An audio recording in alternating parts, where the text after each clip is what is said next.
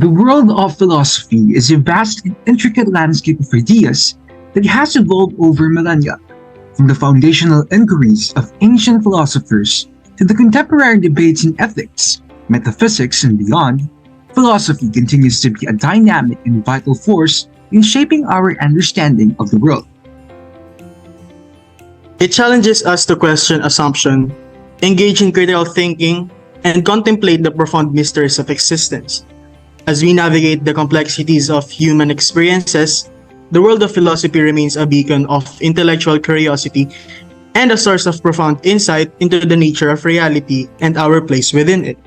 Isang mapagpalaya at makabuluhang araw sa inyong lahat na nabighani sa pag-aaral ng filosofiya at nang natatangi itong ambag sa ating buhay at pag-iral. I'm Franz together with Kleineil. Sit back, take in, and unwind as we journey through the complexities of the world of philosophy by grasping a nuanced understanding of the various fallacies committed, as well as the theories of appraisals for different types of arguments that we encounter in philosophical inquiries. And now, as we embark towards this quest, here are some points that we must ponder for Module 5, Fallacies, Counterfeit Arguments. The skill for detecting fallacies is a very important addition to the conceptual apparatus of a critical thinker. The best technique for demolishing an argument would be to demonstrate that it is fallacious. Hence, a critical thinker should have complete mastery for detecting fallacies. With these points in mind, let us now delve into the realms of knowledge as we tackle the different kinds of fallacies that are commonly used in philosophical inquiries. Starting off with argumentum ad hominem. It is an argument directed to the person. An ad hominem fallacy is committed when the person rejects an argument by attacking the person who offered the argument, either in pointing out the character flaw or evil intentions to destroy his credibility.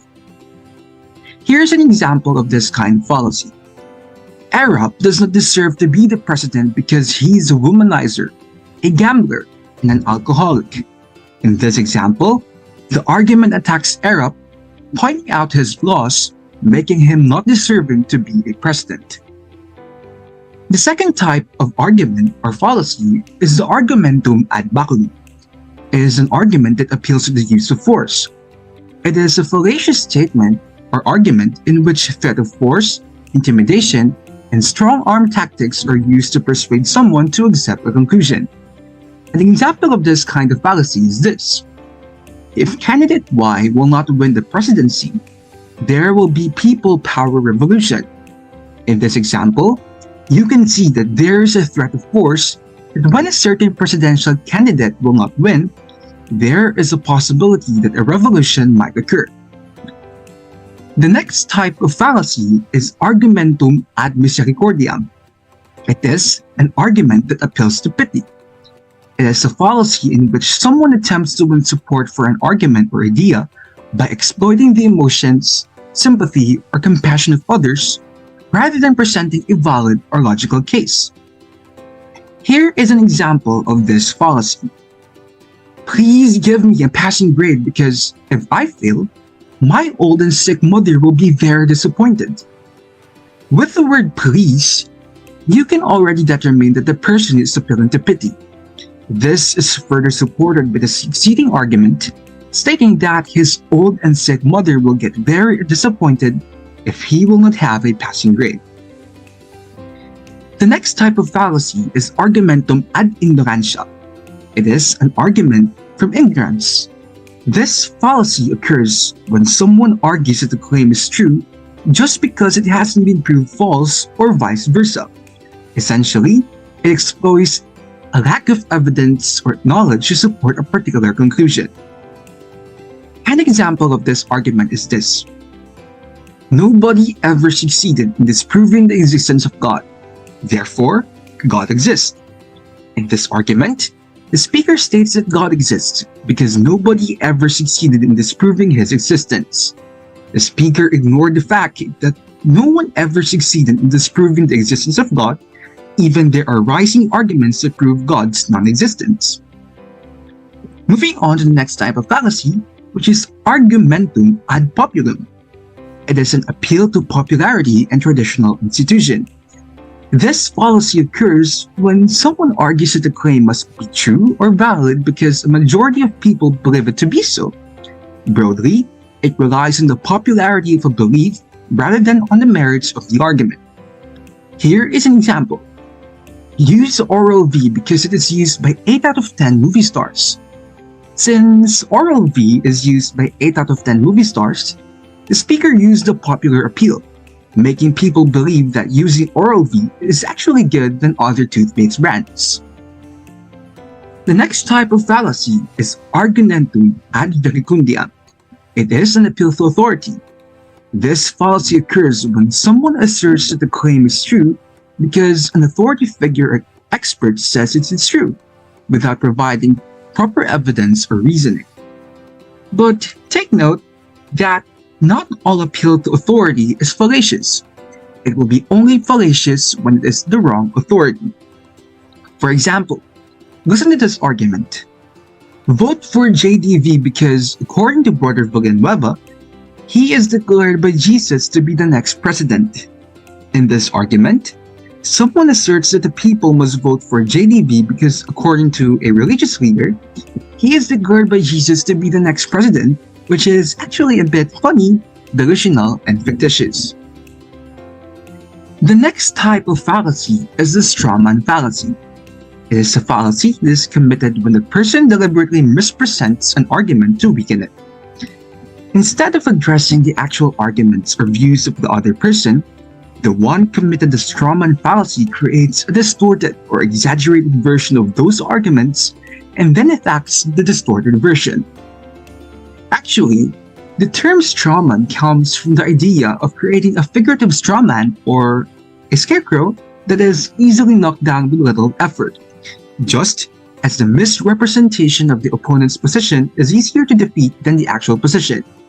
For example, if someone says that they love the color blue and someone else argues that red is better, asserting that the first person obviously hates the color red. Moving on to the red herring fallacy.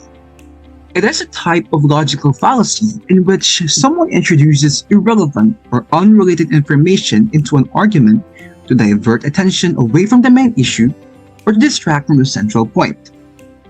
The term red herring originates from the practice of using a strong smell in smoked fish or a red herring to distract hunting dogs from the scent of a trail.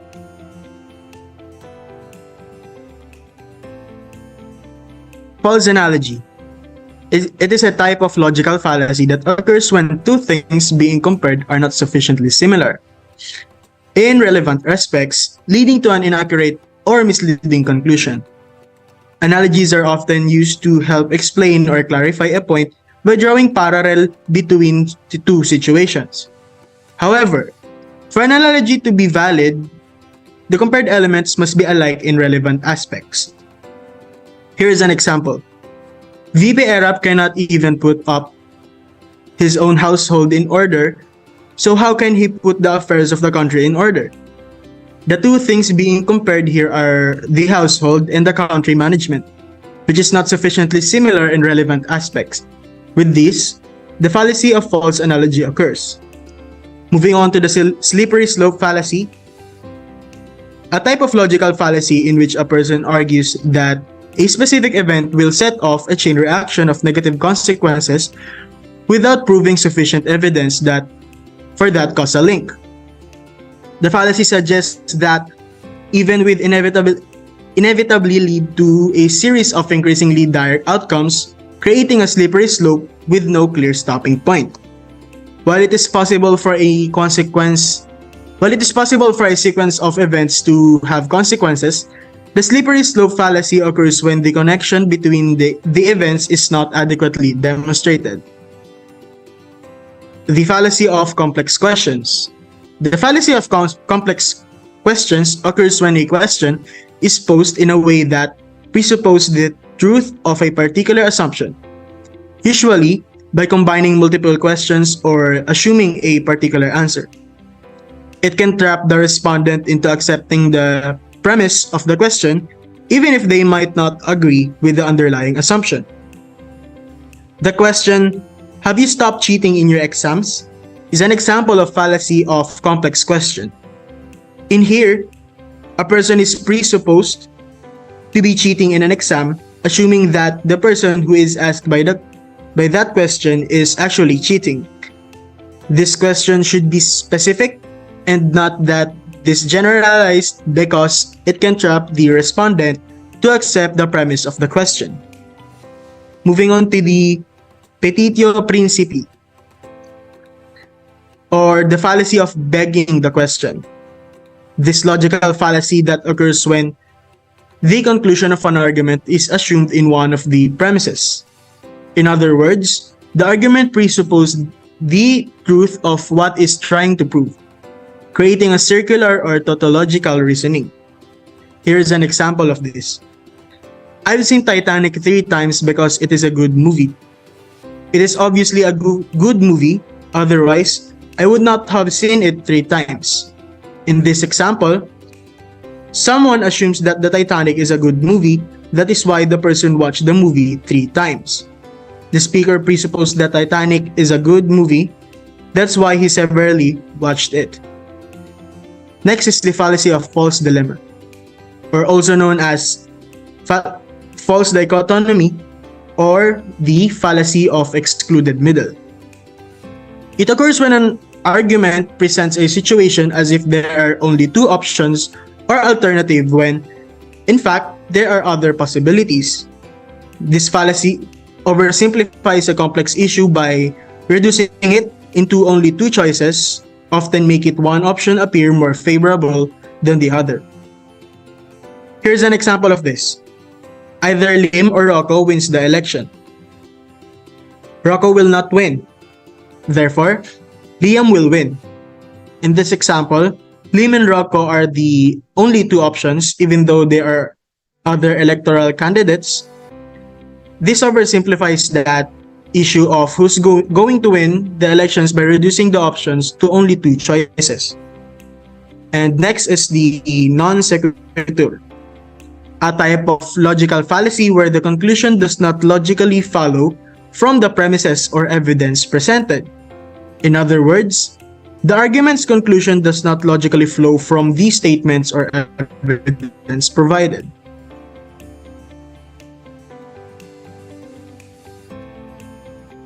Let's now move on to Module 6, Theory of Appraisals for Simple Arguments. As we commence this topic, here are the points that we're going to ponder. To assess an argument, a critical thinker must either criticize or evaluate it. In criticizing an argument, show the weakness of the argument by demonstrating that it rests on a fallacy. In evaluating an argument, demonstrate not only the weakness but also the strength in order to revise, modify, and improve the argument. Whether you criticize or evaluate an argument, it is vital to develop the skills for estimating the strength of an argument. Let us first tackle what an empirical argument is.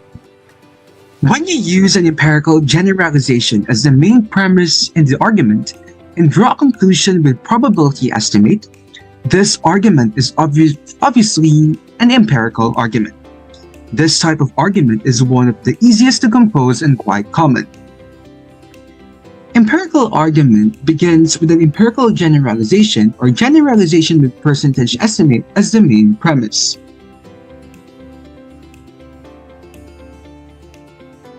Here are some of the examples. Exactly 80% of UP students are Catholic. Peter, Paul, and Mary are UP students. Therefore, more likely than not, with 80% probability, Peter, Paul, and Mary are Catholics. The second example, most UP students study hard for their exam. Jane and Pam are UP students.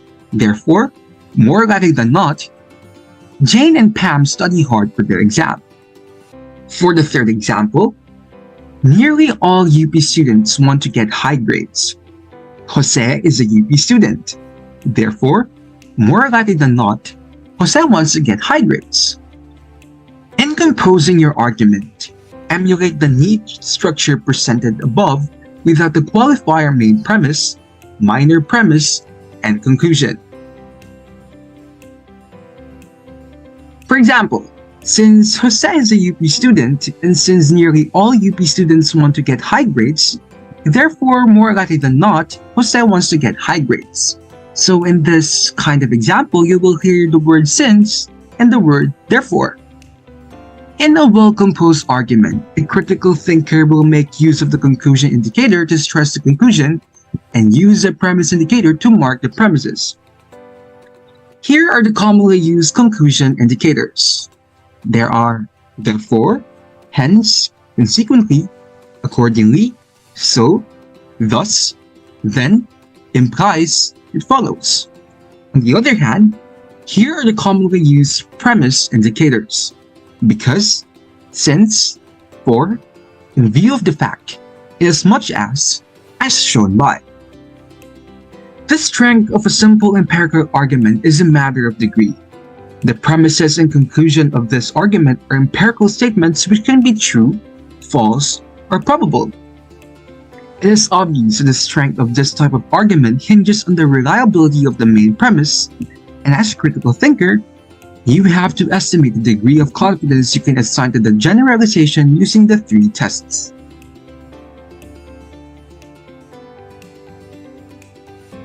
Another type of empirical argument, which is the inductive argument, which is also quite common too. It is an induct. To understand the strength of this type of argument, the example below will illustrate the techniques. First, Maria is a UP freshman batch of 1998 and comes from a poor family. Next is Anna is also a UP freshman batch 1998 that comes from a poor family. Pepe is also a UP freshman batch 1998 and comes from a poor family. All UP freshmen 1998 that I am acquainted with come from a poor family. And there is no conflict case. Therefore, most UP freshmen batch 1998 come from poor families.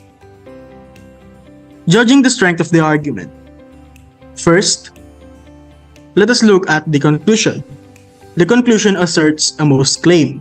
A most claim requires the evidence of 50% plus 1 of the population of UP freshman batch 1998 must belong to poor families.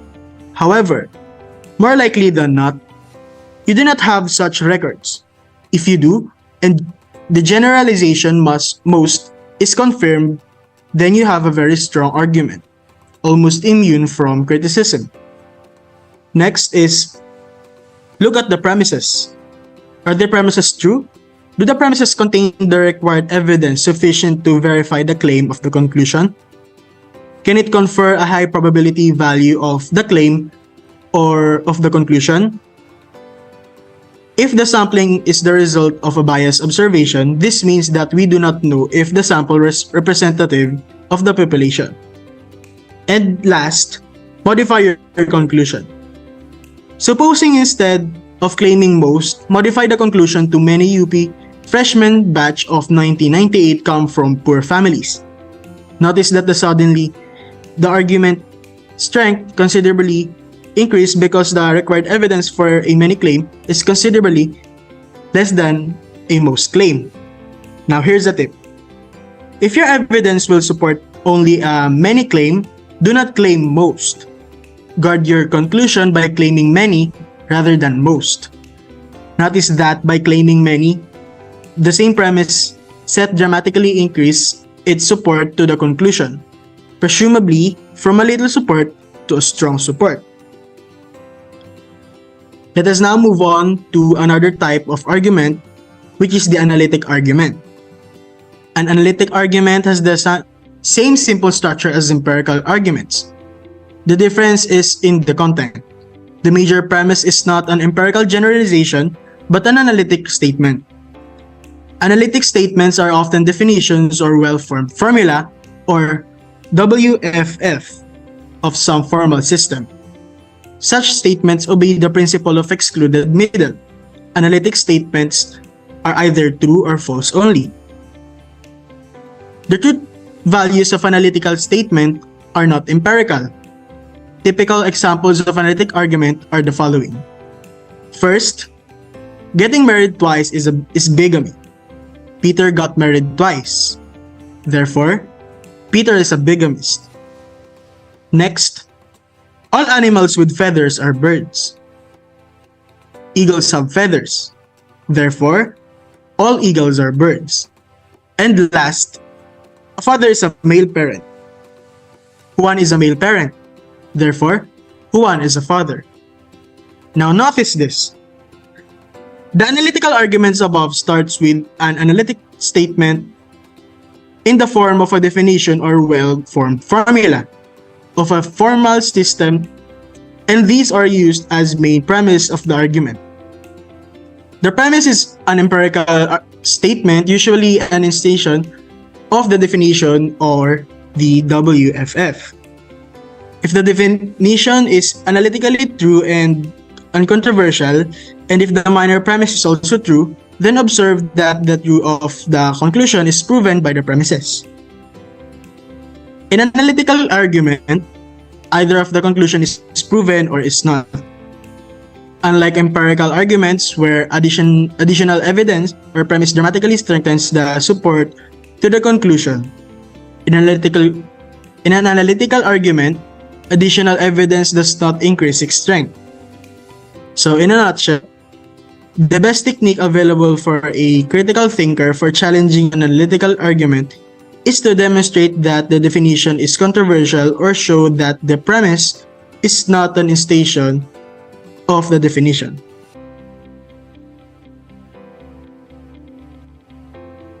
Moving on to the next and last type of argument that we're going to tackle is the evaluative argument.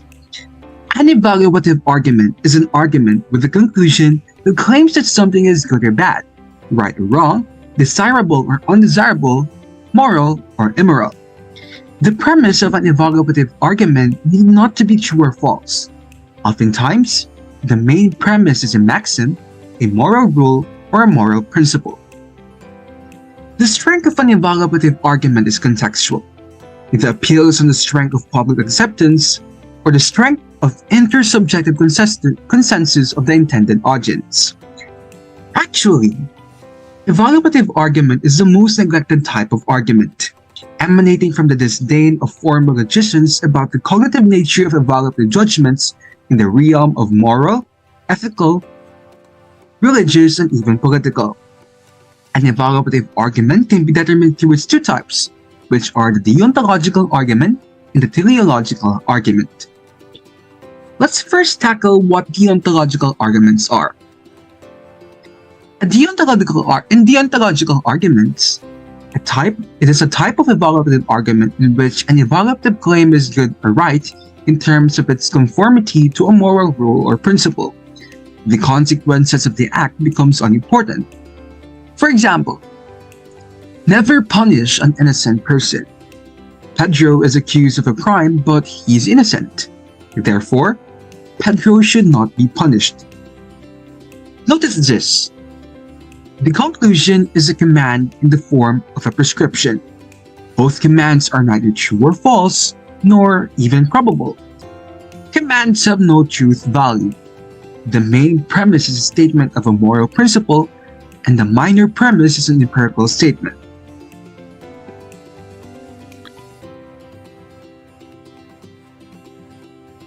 The strength of evaluative arguments is measured in whether there is wide public acceptance or strong intersubjective consensus of the maxim, rule, or principle.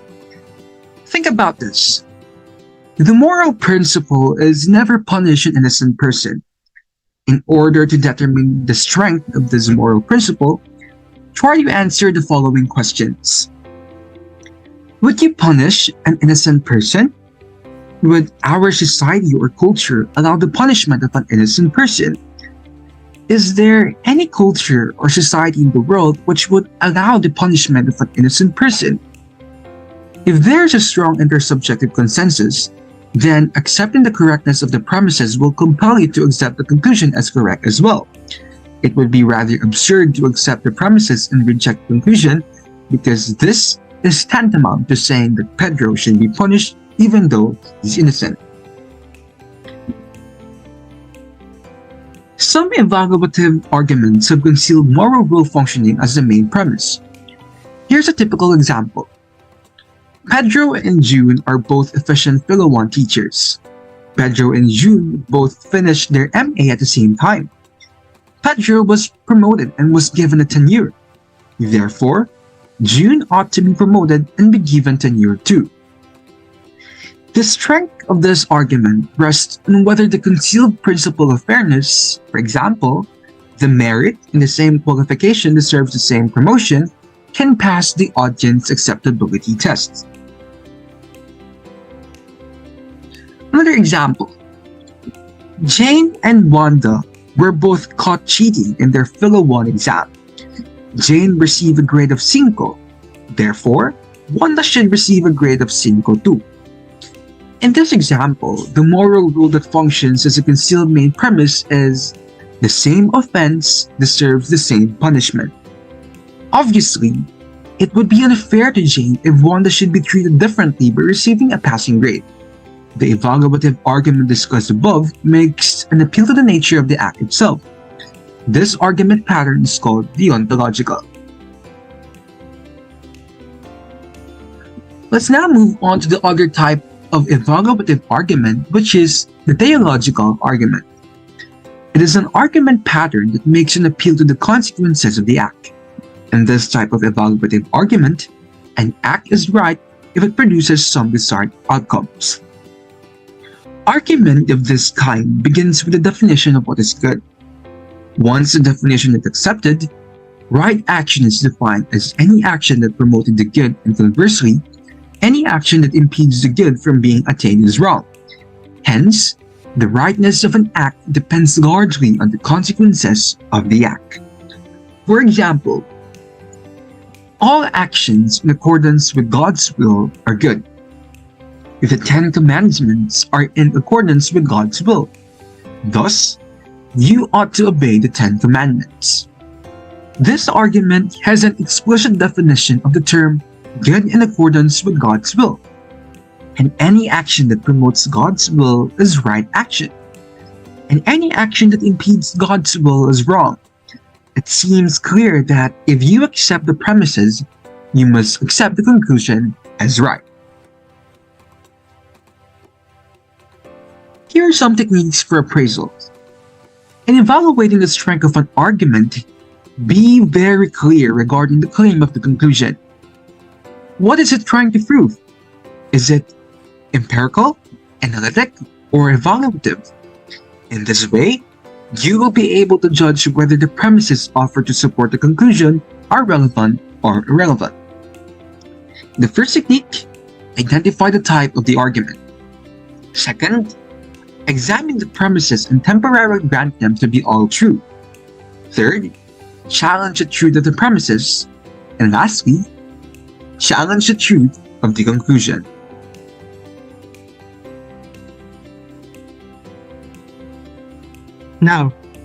Let's now tackle Module 7, Composing Complex Arguments.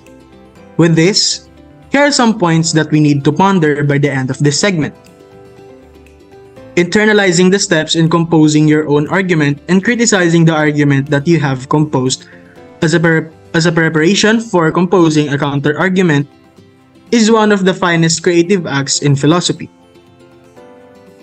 And next is criticizing arguments takes one to the level of meta-cognition. Here are the steps in composing complex argument. First, examine the statement of the conclusion. State your conclusion in a simple language. Sort out the types of concept used in the conclusion in order to facilitate the answers to the succeeding items. Define the key terms in your conclusion using the techniques of analytic definition so that you can have common frame of reference. Pay close attention to what can be taken as a vague or ambiguous. Can there be agreement in the meaning or use of the term, or the very definition of the term is biased, hence controversial? Next is analyze the claim of the conclusion. Classify the conclusion into two types of knowledge claims: analytic empirical or evaluative. If evaluative, it is a legal or policy proposal. Is the claim of the conclusion controversial? What is the conclusion trying to prove? What is the required proof or evidence in order to justify the claim of the conclusion? If you cannot answer these questions, you cannot compose the argument. Determine if the claim of the conclusion is in the realm of the known, knowable, and unknowable. If the claim is unprovable, stop using the template. If the claim is provable, then try to determine if the evidence can be produced in a fact or only in a principle. And next is the compose the argument over at least 3 but no more than 5 premises that would provide the strongest support to the claim of your conclusion. And the fourth, criticize the argument. You have to discharge your obligation as a critical thinker. Remember, in criticizing any arguments, whether it is the one you have composed or not, your main strategy is to break the support or at least weaken the support offered by the premises to the conclusion. If you can succeed in showing that the premise offers no support at all, you would have to demonstrate that the argument rests on a fallacy called irrelevant reason. Scrutinize the conclusion. Re-examine the way that the conclusion was written. Is the statement if the conclusion biased? Is the definition of the key terms neutral and acceptable? Or is it controversial? Is there a need to revise the statement of the conclusion? Re-examine the claim of the conclusion. If it is an empirical generalization, then challenge it by demanding the required evidence for many, most, or all claim in the premises set. If the required evidence for the generalization was not offered in the premise set, then reject the argument for having committed the fallacy of hasty generalization. Confront the conclusion and prove it to be false, or at least improbable, by producing counterexamples. If the claim is all, reject the conclusion by counterexampling. If the claim is most, produce as many counterexamples as you can. If the conclusion is an evaluative claim, challenge it by demanding the required evidence for a strong intersubjective consensus in the premises. If this evidence was not offered in the premises, reject the argument as fallacious, relative, or irrelevant reason. To demolish an evaluative argument, confront the evaluative conclusion and show that it is contrary to certain moral principle that is supported by very strong public acceptance and approval. If the conclusion is offering a legal or policy proposal, challenge the estimate of the probability of the anticipated beneficial as well as aversive consequences. Next is scrutinize the premise set. Check if there are duplication in the premises. If there are, merge the redundant premises into one. Classify the assortment of your premises into types of knowledge claims, either empirical, evaluative, or even analytic. Are there inconsistent or contradictory premises? Make a tentative estimate of the strength of the argument by ranking the strength of the support by each and every premise. Which premise is true or acceptable? Provides the strongest support to the claim of the conclusion? Is the argument persuasive? That is to say, likely to be accepted by the target audience. Determine if the premises offered are all necessary to prove the conclusion. Is there a premise that provides no support for the conclusion? If all the premises are necessary to prove the claim of the conclusion, the next question to ask is the premise set sufficient to establish the claim of the conclusion without additional premises? You have to demonstrate that the premise set is not sufficient to establish the claim, and the conclusion by claiming that the premise set is very adequate to prove what is wanted. Try to determine if there is an important premise missing in the set. If this premise must be produced. If you can do this, you have succeeded in weakening the argument. Are the evaluative or moral premises supported by strong intersubjective consensus or public approval? Demonstrate that it does not have such support. Or you can offer another moral or evaluative premise that is inconsistent with the evaluative premise offered. Are there empirical generalizations in the premise? Challenge them by demanding for the required evidence for each level of generalization, beginning from many, most, almost all, and all.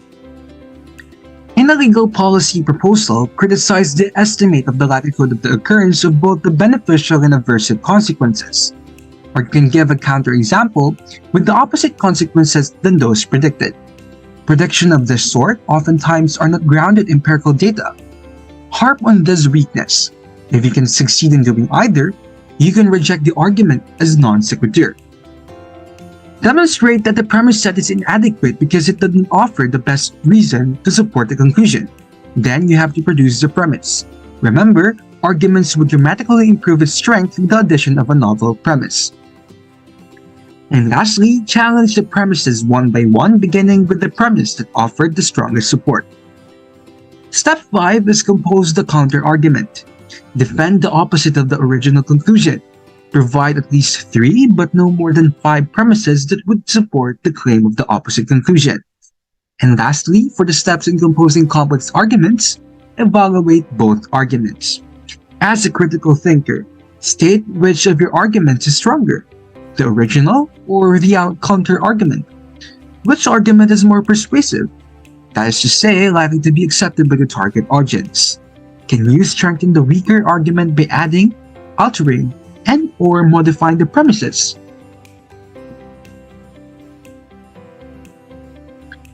With all of these in mind, identifying fallacies in philosophy, evaluating different types of claims, and grasping valuable understanding about the various types of arguments are vital for us to achieve our fullest state of meta-cognition. Us, honing to become critical thinkers who are equipped with the skills necessary for us to embrace the challenges of our existence. In an ever-changing world, we must be always critical in whatever we converse in every encounter. As we are packed with nuanced understanding of this topic, may we always strive to always speak for what is right, and generate conclusions that are based on mere truth and good. And as we gear towards the end, we'll leave a quote that everyone shall embody in their own little ways. Always be critical of what you communicate, because words have integrity just like you do. Thank you so much for taking your time to listen and explore the complex world of philosophical analysis. May this voyage leave an indelible print in the minds of every aspiring philosopher like you. Again, I'm Franz ENRIQUEZ together with Kleineil. We wish you all a productive and fruitful day ahead. Cheers!